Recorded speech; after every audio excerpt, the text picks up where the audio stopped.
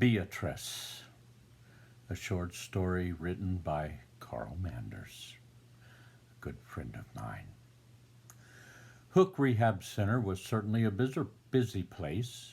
Doctors, nurses, transportation orderlies bustled about, chatter filling the hallways. Amidst all the movement, perhaps 50 patients lay on their beds, most of them silent, many unmoving.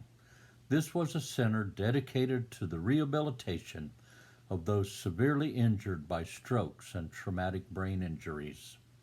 I had been there for only a few months. It was really my first job since I left the world of drugs and petty theft. Before the center, I had given out towels at the local YMCA, buzzing members into the locker rooms.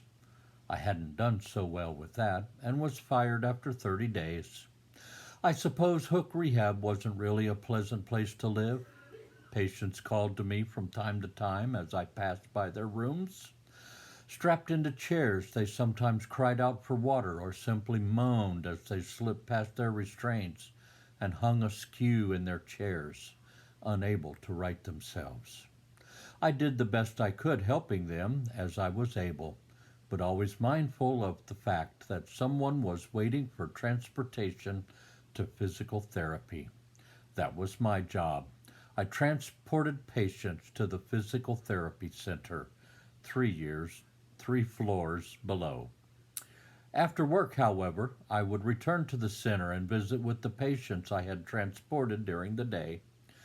Beatrice was one of those patients, a slight woman with brilliant green eyes. She was completely paralyzed on her left side, having suffered a stroke. Beatrice had lived at the center for many months, undergoing therapy, but there had been no change in her condition.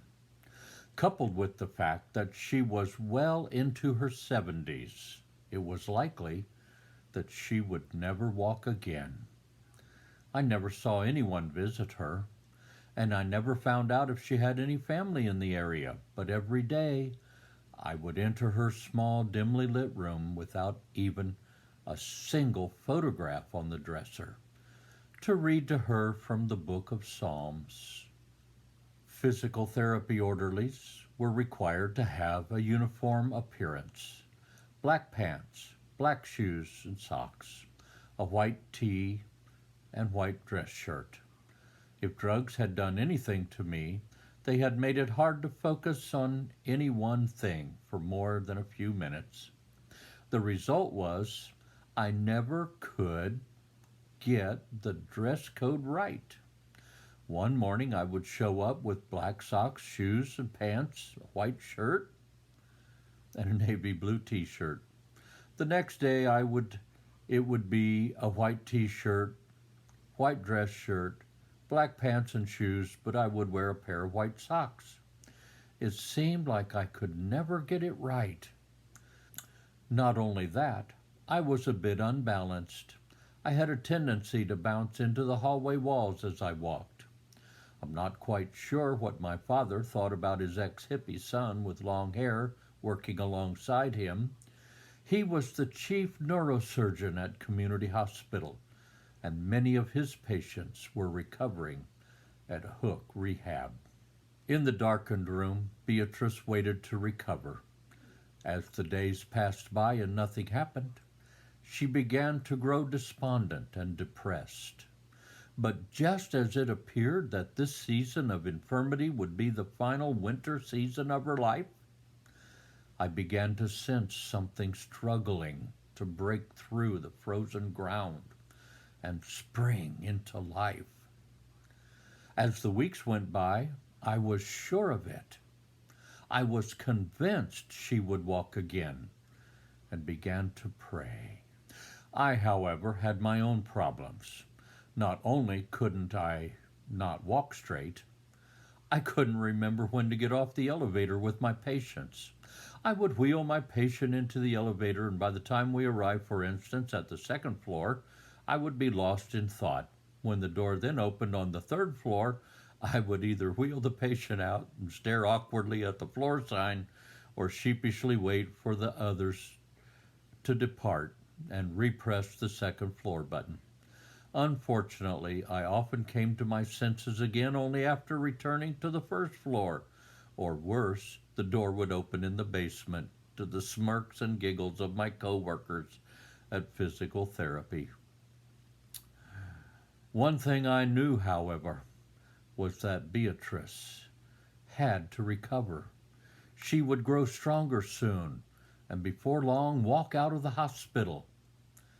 But day after day passed, and although I prayed and faithfully read the book of Psalms to her, Beatrice lay in her bed, weak and sorrowful, her left arm lying uselessly by her side. One afternoon I stopped by Beatrice's room for a quick visit. Nothing had changed.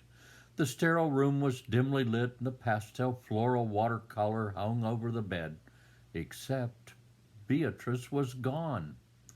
The bed was empty. She had been shipped off to a nursing home. It seemed that this season of her life would be her final season. Alone, immobile, and sick, Beatrice would doubtless spend her final days waiting for death, which would certainly find her before long. It was also the end of a major season in my life. After 6 months, my boss sat me down, explained that he was proud of how far I had come since I stopped using drugs, but that I still had a long way to go. Then he fired me. I went on to work at another hospital. Years passed, and although Beatrice slipped into the past, I thought of her many times.